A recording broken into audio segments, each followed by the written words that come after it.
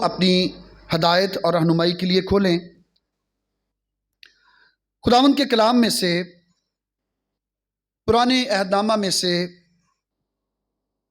سلاطین کی پہلی کتاب، پہلا سلاطین اس کا 21واں باب، اس کی پہلی آیت سے لے کر اس کی 16ویں آیت کے آخر تک خداوند کے کلام میں سے تلاوت کی جائے گی۔ پاک کلام میں سے سلاطین کی پہلی کتاب، اس کا 21واں باب، اس کی پہلی آیت سے لے کر اس کی 16ویں آیت کے آخر تک خداوند کے کلام میں سے تلاوت کی جائے گی۔ پاک کلام میں لکھا ہے،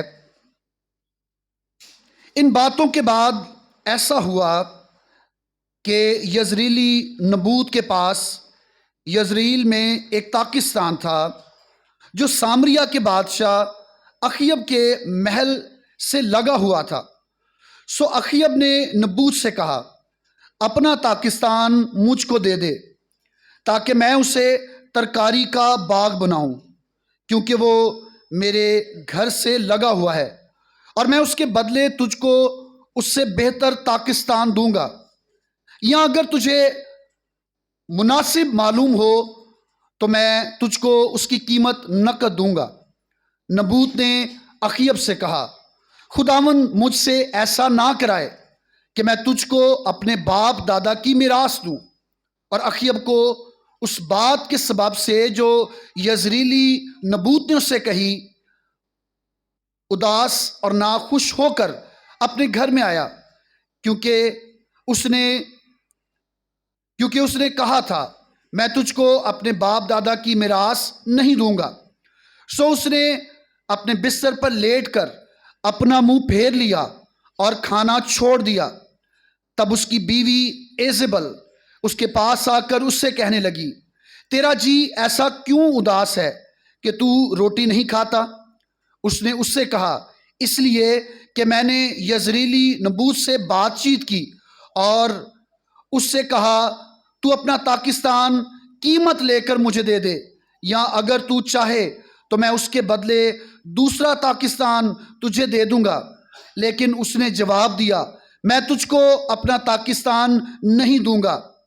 اس کی بیوی ایزبل نے اس سے کہا، اسرائیل کی بادشاہی پر یہی تیری حکومت ہے؟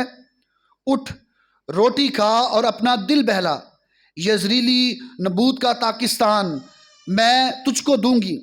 سو اس نے اخیب کے نام سے خط لکھے اور ان پر اس کی مہر لگائی، اور ان کو ان بزرگوں اور امیروں کے پاس جو نبوت کے شہر میں تھے اور اس کے پڑوس میں رہتے تھے بھیج دیا۔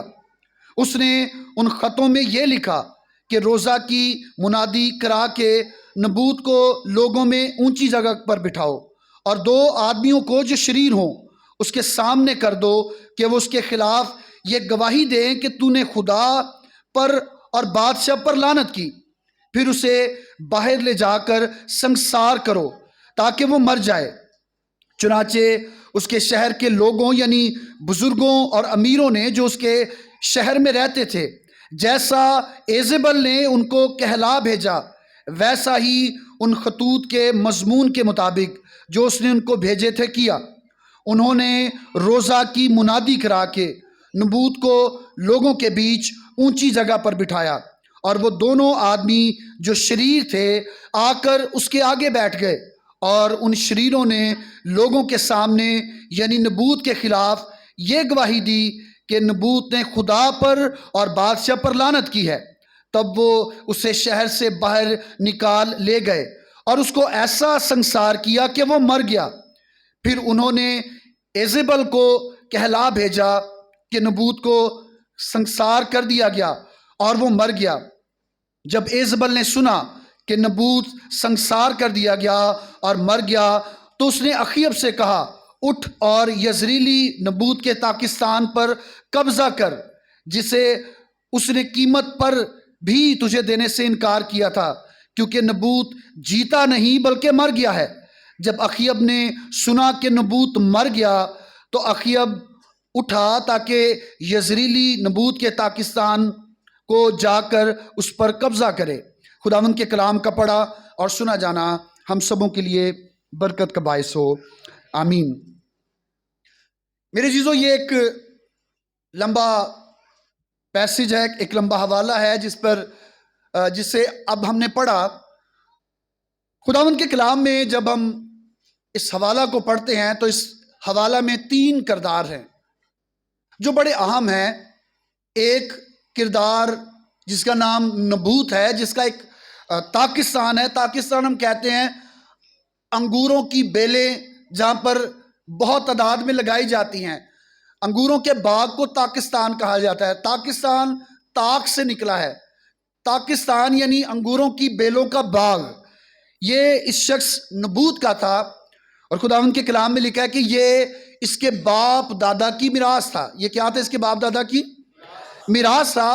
دوسرا کردار ہمیں اخیب بادشاہ ملتا ہے، اور خدا کے کلام کو پڑھتے اور سیکھتے ہوئے ہمیں یہ یاد رکھنا ہے کہ اخیب بادشاہ یہ یہودا جو یعقوب کا بیٹا ہے، یہ اس کے خاندان میں سے تھا۔ سلیمان بادشاہ کے مرنے کے بعد سلطنت 2 حصوں میں تقسیم ہو گئی، شمالی سلطنت اور جنوبی سلطنت۔ جنوبی سلطنت میں 2 قبیلے ہیں جو یہودا اور بنیامین کا قبیلہ ہے، اور شمالی سلطنت جو ہے اس میں 10 قبیلے ہیں۔ ان دونوں سلطنتوں میں دونوں طرف علیحدہ علیحدہ بادشاہ تھے۔ یہودا کے قبیلہ میں سے، اس کے خاندان میں سے اخیب بادشاہ ہے، اور خداوند کے کلام میں لکھا ہے تیسرا کردار جو اس حوالہ میں ہے وہ ایزبل کا ہے۔ اور ایزبل کے لیے جب ہم خداوند کے کلام میں دیکھتے ہیں سلاطین کی پہلی کتاب اس کا 16واں باب اور اس کی 31ویں آیت، تو ایزبل کے بارے میں خداوند کے کلام میں لکھا ہے کہ ایزبل یہ بیٹی ہے۔ 16واں باب اور اس کی 31ویں آیت خداوند کے کلام میں لکھا ہے کہ ایزبل عمری کے بیٹے اخیب اس کی بیوی تھی، لیکن جو اس کا باپ تھا یہ ایک بادشاہ ہے جو سدانیوں کا بادشاہ ہے۔ 31ویں آیت اس کے آخری حصے میں لکھا ہے کہ اس بادشاہ کا نام اتبل ہے، اور یہ بادشاہ بال کی پرستش کرنے والا اور اسے سجدہ کرنے والا ہے۔ 2 طرح کے لوگ ہیں۔ اخیب بادشاہ جو ہے یہ یہودا کے خاندان میں سے ہے، یعنی ایک یہودی ایماندار ہے، اسرائیلی ایماندار ہے جو زندہ خدا کی پرستش کرتا ہے۔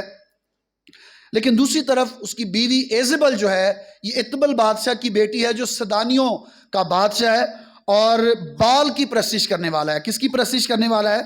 بال کی پرستش کرنے والا ہے۔ اور بال ایک بہت بڑا اس دور میں ایک خدا تھا، بت تھا جس کی پرستش یہ لوگ کرتے تھے۔ اور سلاطین کی کتاب بال کے پجاریوں کی باتوں سے بھری پڑی ہے، جس میں ایلیا کو بھی کچھ دیر کے لیے اس جگہ سے جانا پڑا، کیونکہ ایزبل، ایلیا اور جو اس جگہ پر خدا کے لوگ نبی ہیں، انبیاء زادے ہیں، وہ ان کے خلاف تھی اور وہ انہیں مروانا چاہتی تھی۔ اب ایک وقت ایسا آیا جب اخیب بادشاہ اپنے لیے زمین کے حصے کو لینا چاہتا تھا، اور نبوت سے اس نے کہا کہ زمین کا یہ حصہ تو مجھے دے دے۔ تو نبوت نے وہ حصہ اسے نہیں دیا، اور اس جگہ پر اس کی بیوی ایزبل نے، جو روزہ کو جانتی تھی کہ اسرائیلی قوم روزہ رکھتی ہے، ایزبل نے روزہ رکھوایا، لیکن روزے کا غلط استعمال کیا۔ روزہ کا کیا استعمال کیا؟ غلط استعمال کیا۔ اور آج ہم یہ سیکھیں گے کہ روزہ کا درست اور غلط استعمال کیا ہے۔ غلط استعمال جب ہم روزہ کا کرتے ہیں تو اس کے نقصانات کیا ہیں، اور جب روزہ ہم درست طور پر رکھتے ہیں اور روزہ کو ہم خداوند کی عبادت کے لیے، اپنے آپ کو خداوند کے حضور میں عاجز کرنے کے لیے استعمال کرتے ہیں، تو اس کی برکت یا اس کا فائدہ ہماری زندگی میں کیا ہوتا ہے۔ آج کے دور میں بہت سے لوگ جو روزہ سمجھتے ہیں، پہلی بات تو یہ کہ وہ روزہ کو ایک معمول سمجھتے ہیں کہ روزہ کو 40 دن میں رکھنا ہے اور میں نے کنٹینیوسلی روزوں کو رکھنا ہے۔ بہت سے لوگوں کے بہت سے مقاصد اچھے ہوتے ہیں، لیکن بہت سے لوگوں کے مقاصد اچھے نہیں ہوتے، جس میں نوجوان نسل ہے وہ اپنی زندگی کی بہتر چیزوں کے لیے روزہ رکھ رہے ہوتے ہیں۔ کسی انسان کو کسی چیز کو حاصل کرنے کے لیے روزہ، کسی ایسی چیز کو حاصل کرنے کے لیے روزہ جو شاید انہیں ایک لمبے عرصے سے نہیں مل رہی، اپنی خواہشات کی تکمیل کے لیے وہ روزہ رکھتے ہیں، اور بہت سے لوگ دوسروں کو نیچا دکھانے کے لیے اپنے خداوند کے حضور میں جھک کر روزہ رکھتے ہیں۔ بہت سے لوگ اپنے دشمنوں کے لیے، ان کی موت کے لیے روزہ رکھتے ہیں۔ اے خداوند میں روزہ رکھتا ہوں، میں دعا کرتا ہوں کہ اے خداوند تو اسے برباد کر دے۔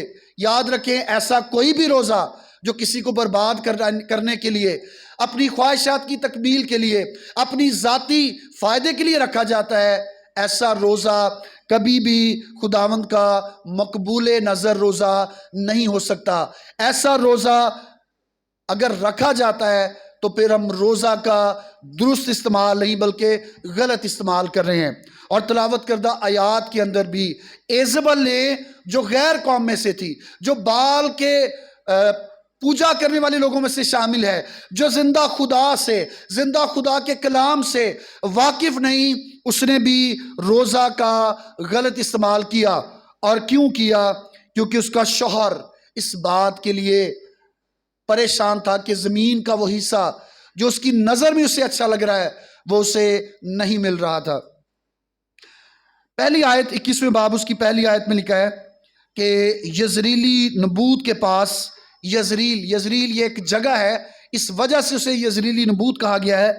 اس میں اس کے پاس ایک تاکستان تھا جو سامریہ کے بادشاہ اخیب کے محل کے ساتھ لگا ہوا تھا۔ اب اس جگہ پر نقشہ یہ ہے کہ بادشاہ کا ایک بہت بڑا محل ہے، اور محل کے ساتھ ایک جگہ ہے جہاں پر انگوروں کا باغ یعنی تاکستان لگا ہوا ہے، اور یہ تاکستان نبوت نامی ایک شخص کا ہے۔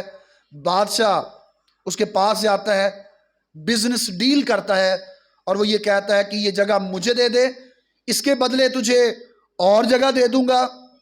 اگر تو یہ جگہ نہیں دینا چاہتا، اگر تو یہ چاہتا کہ کوئی اور جگہ نہ لے، تو میں اس کی قیمت، کلام میں لکھا ہے اس کی نقد قیمت تجھے دوں گا۔ لکھا ہے کہ نبوت نے اخیب سے کہا خداوند مجھ سے ایسا نہ کرائے۔ اس نے کیا کہا؟ خداوند مجھ سے ایسا۔ کیوں نبوت اپنی جگہ دینا نہیں چاہتا تھا؟ لڑائی کی وجہ کیا ہے؟ وجہ یہ ہے کہ نبوت چاہتا ہے کہ وہ جگہ نہ دے۔ اور وہ یہ کیوں کہتا ہے؟ کلام میں لکھا ہے کہ وہ کہتا ہے کہ خدا نہ کرے کہ میں تجھ کو اپنے باپ دادا کی میراث دوں۔ نبوت اس بات سے واقف ہے کہ خداوند نہیں چاہتا کہ باپ دادا کی میراث دوسری جگہ پر چلی جائے۔ اور کیوں ایسے کہتا ہے؟ کیونکہ وہ خدا کے کلام سے واقف تھا۔ اخیب بادشاہ، اس کی بیوی نے، ایزبل نے اسے ایسے ایسے کام کرنے پر مجبور کر دیا کہ وہ اپنے ہی قوم کے نبیوں پر، ان کے انبیاء زادوں پر جس قوم میں سے تھے، وہ ان پر حکم نامے جاری کرواتی اور انہیں وہ قتل کروا دیتی۔ خداوند کے کلام میں ایک بڑا مشہور واقعہ ہے ایزبل کا، جب اس کے پجاریوں نے، بال کے پجاریوں نے، انہوں نے لکڑیاں رکھی، انہوں نے گوشت رکھا، انہوں نے کہا کہ خدا کی، ہمارا جو دیوتا ہے بال، وہ اس پر آگ برسائے گا اور وہ بھسم ہو جائے گی، اور آگ نہ برسی۔ ایلیا نے دعا کی، خدا نے نہ صرف ان لکڑیوں کو، گوشت کو، بلکہ آس پاس کی جگہ کو بھی بھسم کر دیا۔ ایزبل اپنے شوہر کو اس طرح سے خدا سے دور کر چکی تھی کہ اخیب ان باتوں کو بھول چکا تھا۔ کیوں نبوت اپنی جگہ دینا نہیں چاہتا تھا؟ اس کے لیے اگر ہم خداوند کے کلام کو پڑھیں، گنتی کی کتاب اس کا 36واں باب اور اس کی 7ویں آیت، تو ہمیں خداوند کے کلام میں یہ ذکر ملتا ہے۔ گنتی کی کتاب اس کا 36واں باب اور اس کی 7ویں آیت میں لکھا ہے، یوں بنی اسرائیل کی میراث ایک قبیلے سے دوسرے قبیلے میں نہیں جانے پائے گی، کیونکہ ہر اسرائیلی کو اپنے باپ دادا کے قبیلے کی میراث کو اپنے قبضے میں رکھنا ہوگا۔ ہر اسرائیلی کے لیے ضروری ہے کہ وہ اپنے باپ دادا کی میراث کہاں پر رکھے؟ اپنے قبضے میں رکھے۔ ہر قبیلے کو اس کے شمار کے مطابق میراث دی گئی، تو دوسرا قبیلہ اگر اس سے میراث لیتا، جس کا مطلب یہ تھا کہ خدا کے حکم کو کیا کیا گیا ہے؟ توڑا گیا ہے۔ خدا کے حکم کو کیا کیا گیا ہے؟ اسی لیے نبوت اپنی یہ جگہ جہاں پر پاکستان تھا، وہ اخیب کو، جو بادشاہ ہے، جو بزنس ڈیل کرنے کے لیے آیا ہے، جگہ لے لو یا پیسے لے لو، میں نے یہاں پر ترکاریاں اگانی ہیں، یہاں پر میں نے شاید اس نے ترکاری، ہم سبزیوں کو کہتے ہیں، آلو لگانے ہیں یا ٹماٹر لگانے ہیں، مجھے یہ جگہ دے دو تاکہ میں اپنی خواہش کو پورا کر سکوں۔ اپنی خواہش کی تکمیل کے لیے وہ خداوند کے حکم کو پس پشت ڈالتا ہے، لیکن نبوت اس بات سے واقف ہے کہ میں نے ایسا نہیں کرنا، نہیں تو خدا کیا ہوگا؟ مجھ سے ناراض ہوگا۔ سب بولیں کیا ہوگا؟ خدا مجھ سے۔ آج کے ایماندار روزہ رکھتے ہوئے وہ خود اپنی خواہشات کی تکمیل میں اس قدر کھو جاتے ہیں کہ وہ خدا کی مرضی کو بھول ہی جاتے ہیں۔ کلام میں لکھا ہے مانگو تو تم کو دیا جائے گا، ڈھونڈو تو، دروازہ کٹکھٹاؤ تو تمہارے واسطے۔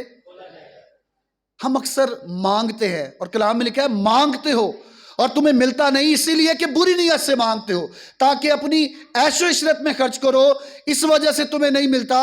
اکثر اوقات ہم اپنے لیے جو چیزیں مانگتے ہیں یا مانگ رہے ہوتے ہیں، ان چیزوں میں ہمارا اپنا فائدہ ہوتا ہے۔ خداوند یہ جانتا ہے، خداوند اس بات سے واقف ہوتا ہے کہ یہ چیز اگر اس ایماندار میرے بیٹے یا بیٹی کو مل گئی تو یہ مجھ سے دور چلا جائے گا، لیکن ہم اس خواہش کی تکمیل میں، ہم اس چیز کو حاصل کرنے میں خدا کے حکموں کو بھی پس پشت ڈال دیتے ہیں، جیسے اخیب نے کیا۔ اور کلام میں لکھا ہے کہ جب وہ کچھ نہ کر سکا ایک بادشاہ ہوتے ہوئے تو وہ اپنے گھر میں آیا اور آ کر وہ اپنے گھر میں افسردہ ہو گیا۔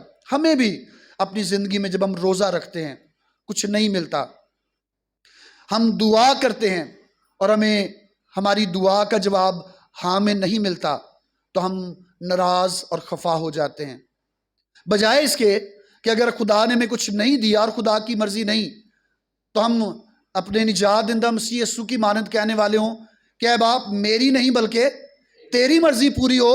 ہم اس چیز کو حاصل کرنے کے لیے سر پیر کا زور لگا دیتے ہیں اور یہ چاہتے ہیں کہ کسی طور پر بھی ہمیں وہ چیز حاصل ہو۔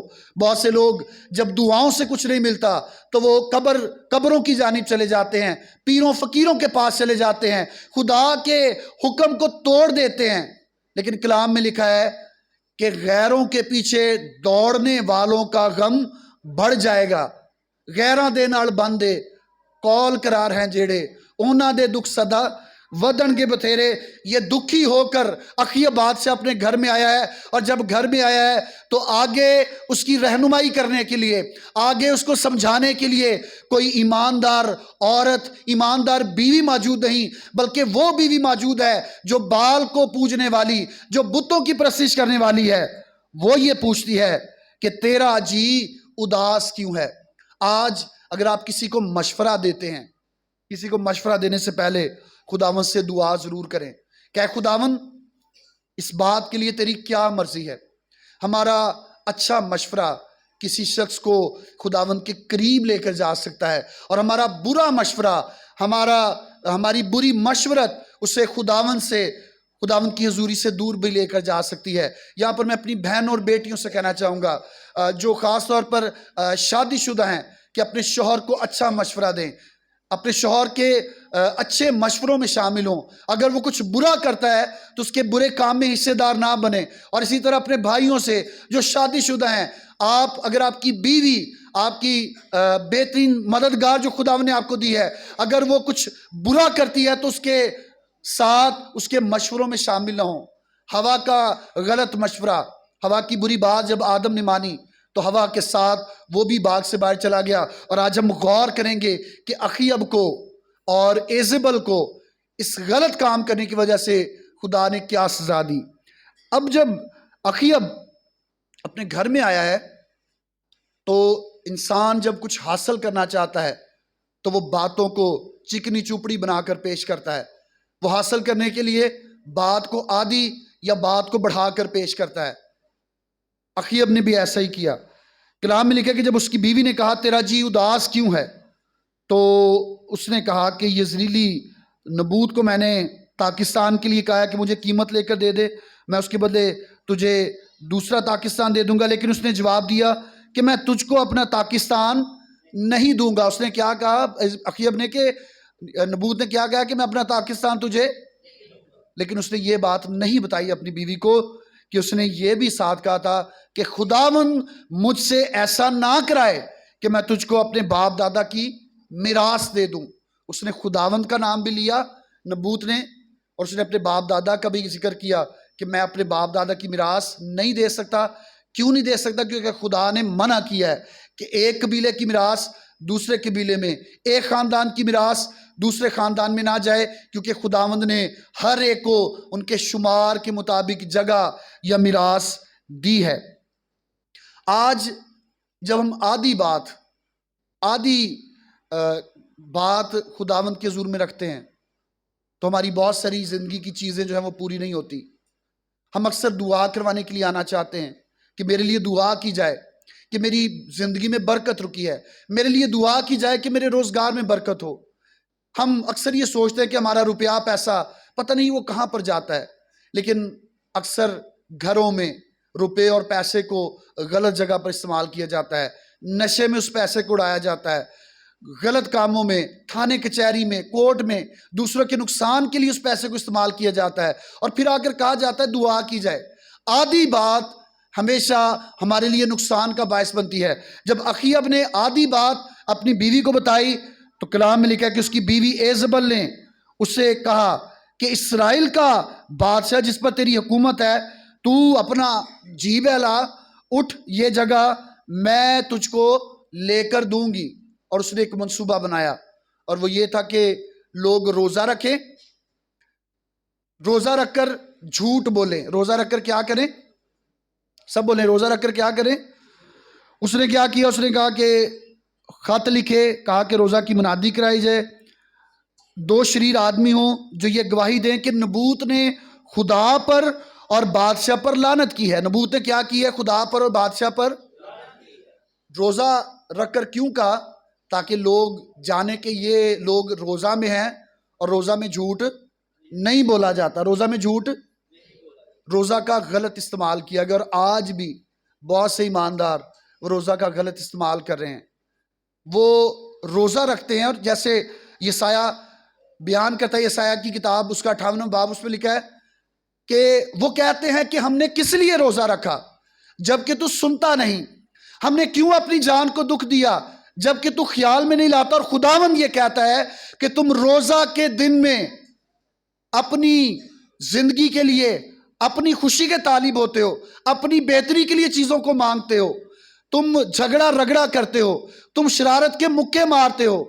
اب تم ایسا روزہ نہیں رکھتے جو خداوند کا پسندیدہ روزہ ہے، ایسا روزہ نہیں رکھتے جس کے باعث تمہاری آواز عالم بالا پر سنی جائے۔ اس لیے ان کا جو ایسا روزہ رکھتے ہیں وہ روزہ مقبول روزہ نہیں ہے، اور ایسا ہی نامقبول روزہ ایزبل نے رکھوایا، اور کلام میں لکھا ہے کہ اس نے لوگوں کو تیار کیا تاکہ وہ گواہی دیں کہ نبوت نے خدا پر اور بادشاہ پر کیا کی ہے؟ لعنت کی ہے۔ سب بولیں کیا کیا اس نے؟ اب جب یہ بات 2 روزے داروں نے کہہ دی، اور ہے بھی وہ بزرگ ہیں جن پر یقین کیا جاتا ہے کہ وڈے نے جھوٹ نہیں بول سکتے، وہ تو روزہ رکھیا ہے، تو پھر لکھا ہے کہ لوگوں نے جا کر اسے باہر لے جا کر سنسار کر دیا۔ سنسار کہتے ہیں پتھر مار کر مار ہی دینا بندے کو۔ اور جب ایسا ہوا تو کلام میں لکھا ہے کہ خداوند کو یہ بات پسند نہیں آئی، تو خداوند کا بندہ ایلیا، 17ویں آیت میں لکھا ہے کہ ایلیا وہ آیا اخیب کے پاس، اور اس نے آ کر اس سے یہ کہا کہ دیکھ وہ نبوت کے پاکستان میں ہے، اور تو وہاں پر تو نے اس کے پاکستان پر بھی قبضہ کر لیا اور تو نے اس کو بھی مروا دیا۔ اب جب روزے کا غلط استعمال کیا گیا تو پھر سزا بھی ساتھ ہی ہے۔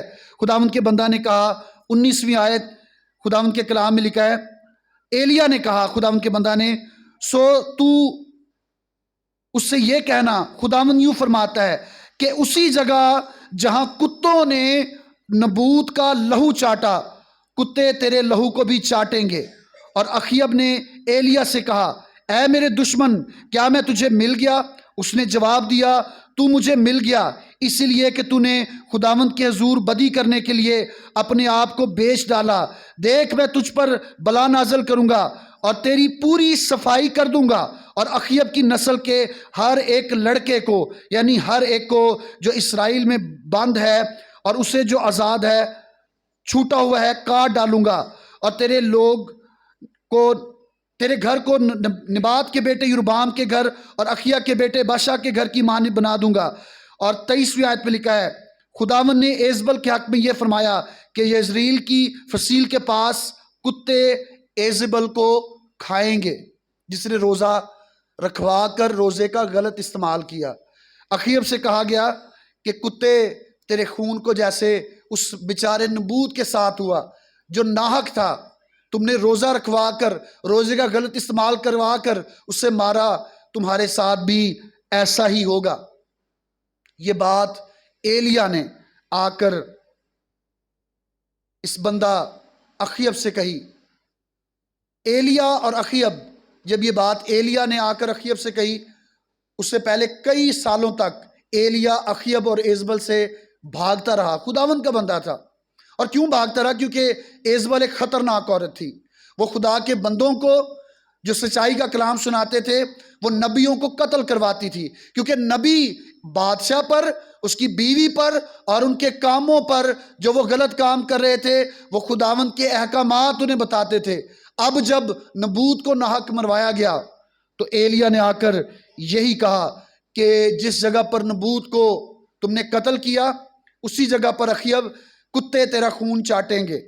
اور کلام میں لکھا ہے آگے جب ہم پڑھتے ہیں کہ اخیب کا جو کوئی شہر میں مرے گا اسے کتے کھائیں گے، اور جو میدان میں مرے گا اسے ہوا کے پرندے چٹ کر جائیں گے۔ کتنی بڑی سزا ہے روزہ کا غلط استعمال۔ خداوند اس بات کو پسند نہیں کرتا کہ ہم روزہ رکھیں تو اپنے فائدے کے لیے رکھیں، دکھاوے کے لیے رکھیں، دوسروں کو نیچا دکھانے کے لیے رکھیں، صرف اپنی خواہشات کی تکمیل کے لیے روزہ رکھیں، اور جیسے روزہ ختم ہو جائے، روزوں کے ایام ختم ہو جائیں، ہماری زندگی واپس اسی جگہ پر چلی جائے۔ خداوند اس بات کو پسند نہیں کرتا۔ جب اخیب اور اس کے خاندان نے ایسا کیا تو خداوند کے بندہ ایلیا نے آ کر ان کے گناہ کو ان پر ظاہر کر دیا۔ لیکن ایک اور خوبصورت بات، روزہ کا درست استعمال بھی ہمیں 21ویں باب میں ملتا ہے کہ جب روزہ کو درست استعمال کیا گیا تو پھر کیا ہوا۔ سلاطین کی پہلی کتاب اس کا 21واں باب اور اس کی 27ویں آیت سے 29ویں آیت کے آخر تک کلام میں لکھا ہے، جب اخیب نے یہ باتیں سنی تو اپنے کپڑے پھاڑے اور اپنے تن پر ٹاٹ ڈالا اور روزہ رکھا، اور ٹاٹ ہی میں لیٹنے اور دبے پاؤں چلنے لگا۔ تب خداوند کا یہ کلام ایلیا تشبی پر نازل ہوا، تو دیکھتا ہے کہ اخیب میرے حضور کیسا خاکسر بن گیا ہے، پس چونکہ وہ میرے حضور خاکسر بن گیا ہے، اسی لیے میں اس کے ایام میں یہ بلا نازل نہیں کروں گا، بلکہ اس کے بیٹے کے ایام میں اس کے گھرانے پر یہ بلا نازل کروں گا۔ جب اس نے روزہ رکھا، صحیح طور پر روزہ رکھا اور خداوند کے حضور میں عاجز بن گیا، تو خدا نے اس کی سزا جو تجویز کر دی تھی، خدا جس نے فیصلہ کر لیا تھا، خداوند نے اپنے فیصلے کو تبدیل کر دیا۔ جیسا ہم نینوا کے لیے دیکھتے ہیں کہ خداوند نے کہا تھا کہ 40 روز کے بعد نینوا کیا کر دیا جائے گا؟ برباد کر دیا جائے گا۔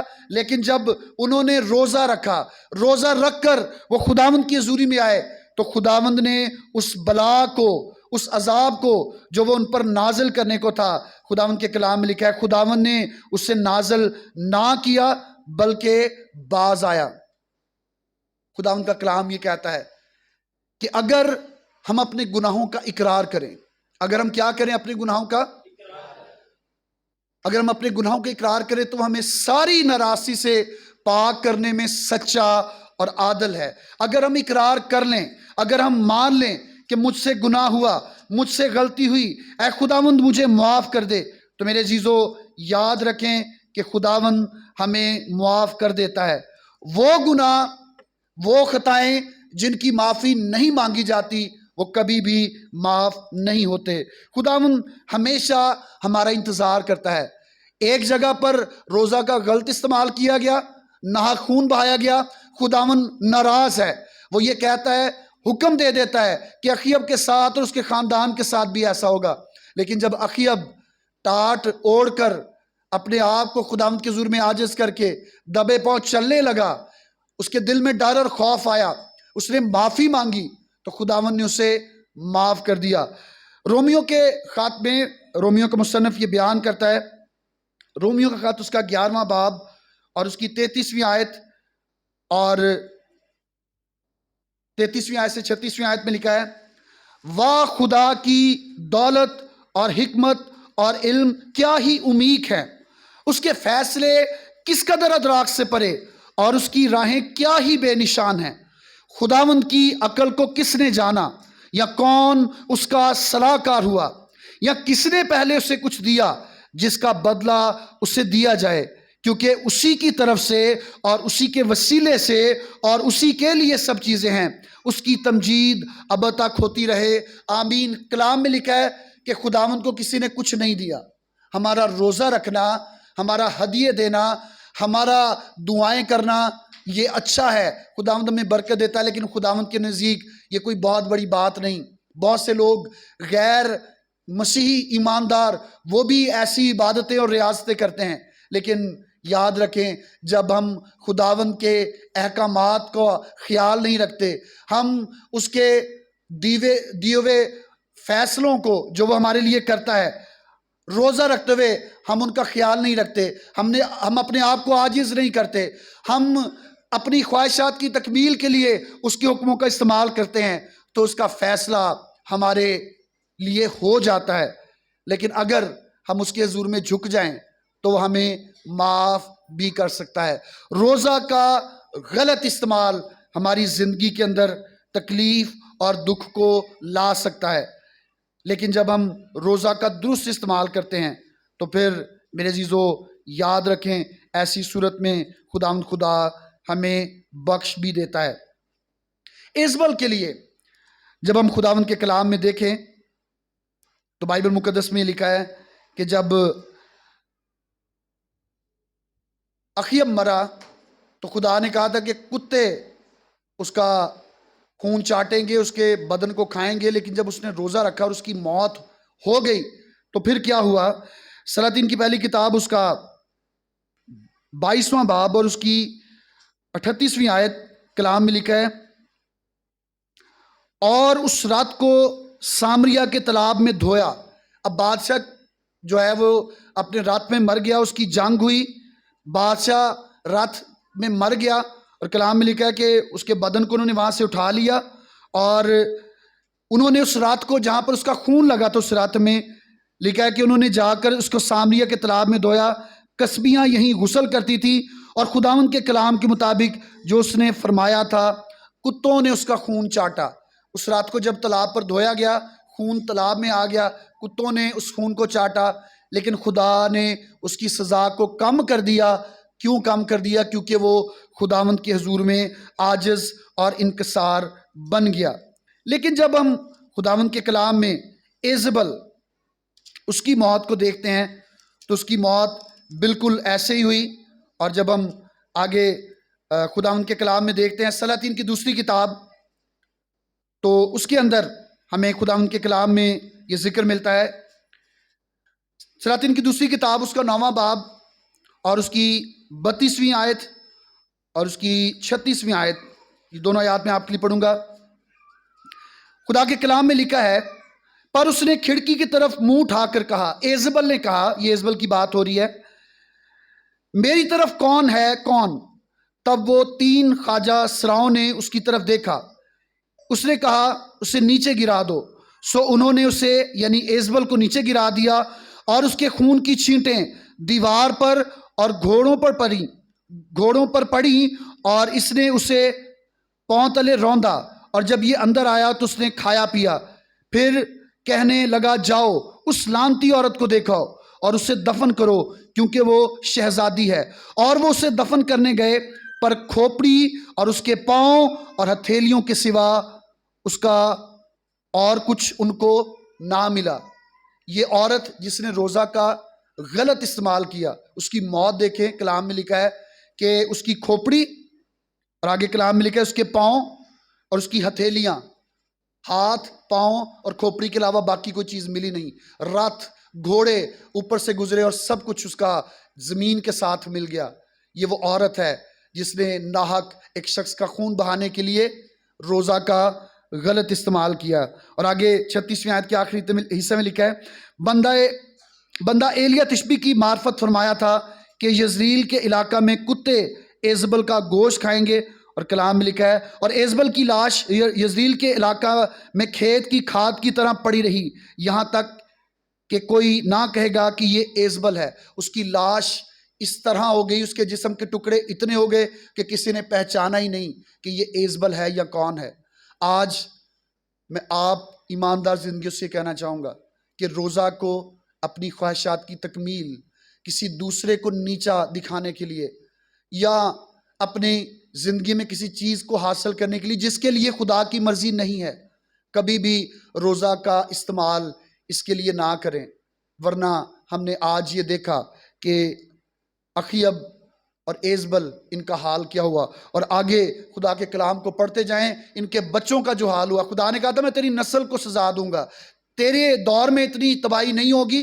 خدا نے کہا تیرے بیٹے کے دور میں ایسا ہوگا۔ اس کے بیٹے کی موت بھی اگر آپ دیکھیں سلاطین کی دوسری کتاب میں تو یہ بڑی عجیب موت ہے۔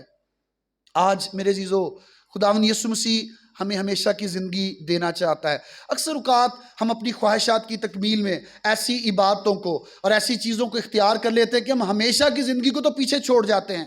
شفا کے لیے، جسمانی شفا کے لیے، اس بدن کے لیے جس نے ختم ہو جانا ہے، ہم اس حد تک چلے جاتے ہیں۔ اپنی خواہشات کی تکمیل کے لیے اس حد تک چلے جاتے ہیں کہ ہم خدا کے حکموں کو بھول جاتے ہیں۔ آج میرے عزیزو میں آپ سے کہنا چاہوں گا کہ روزہ کا درست استعمال کریں، کسی کو نیچا دکھانے کے لیے، اپنی خواہشات کی تکمیل کے لیے خدا کے حکم کو، جو روزہ کا حکم ہے، اس کا غلط استعمال نہ کریں۔ جتنی زندگیوں نے ایسا کیا ان کی دعا قبول نہیں ہوئی۔ خداوند نے انہیں جو سزا دی وہ نسل در نسل تھی۔ ہمارا باپ ہمارے مانگنے سے پہلے جانتا ہے، وہ یہ چاہتا ہے کہ ہم عاجز ہوں، وہ یہ چاہتا ہے کہ ہم اس کے حضور میں آئیں تاکہ ہم اس کی برکت کے لیے تیار ہو سکیں۔ جب نبوت ناحق مارا گیا، اس کو مارنے کے لیے روزہ کا غلط استعمال کیا گیا، تو خداوند کا قہر اخیب، ایزبل اور ان کے خاندان پر ظاہر ہوا۔ آج آپ مرد ہیں یا کوئی خاتون ہے، میں آپ سے یہ کہنا چاہوں گا، پہلی بات یہ کہ دوسروں کو اگر کوئی آپ سے روحانی طور پر مشورہ لینے کے لیے آتا ہے، خاندان کے لیے، اپنے گھرانے کے لیے مشورہ لینے کے لیے آتا ہے، تو اسے درست مشورہ دیں۔ کبھی بھی خداوند کی عبادت کو، کبھی بھی جو اس کے حکم ہمارے لیے ہیں ان کو اپنی ستائش کے لیے، اپنی بڑھوتری کے لیے، اپنی خواہشات کی تکمیل کے لیے استعمال نہ کریں۔ جب آپ یہ چاہتے ہیں کہ آپ کی زندگی میں برکت ہو تو اپنا آپ مکمل طور پر خداوند کے حضور میں پیش کریں۔ اگر ہم ایسا نہ کریں گے تو بائبل مقدس میں آج ہم نے یہ سیکھا کہ ایسے لوگوں کے ساتھ خداوند کیا کرتا ہے۔ شاید ہم جب فضل کے دور میں ہیں ایسا نہیں ہوتا، لیکن میں آپ کو یہ بتانا چاہوں گا کہ اگر آپ کچھ غلط کر رہے ہیں تو آج کلام سننے کے بعد اپنی زندگی میں اس بات کو ترک کریں، کیونکہ جہاں پر گناہ ہے، جہاں پر بدی ہے، خدا کی نظر کبھی بھی وہیں پر نہیں آ سکتی۔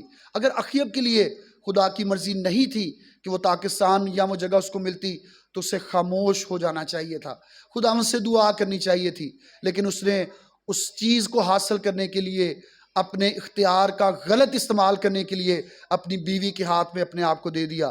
اگر آپ شوہر ہیں تو کبھی بھی اپنی بیوی کو غلط اختیار نہ دیں، اور اگر آپ بیوی ہیں تو اپنے شوہر کو غلط اختیار نہ دیں۔ اگر آپ خاندان کے سربراہ ہیں تو اپنے بچوں کو غلط اختیار نہ دیں، کیونکہ ایسا کرنے سے ہمارا خداوند ناراض ہوتا ہے، اور ایسا کرنے سے اس کا قہر اور اس کا غضب ہم پر آتا ہے۔ خداوند اس کلام کی وسیلہ سے ہمیں برکت دے اور ہمیں یہ توفیق بخشے کہ ہم روزہ کا درست استعمال کرنے والے ہوں، اور جو خداوند کی مرضی ہمارے لیے ہے ہم اسے اپنی زندگی میں مقدم جانیں۔ خداوند اس کلام کی وسیلہ سے ہم سبوں کو برکت بخشے، آمین۔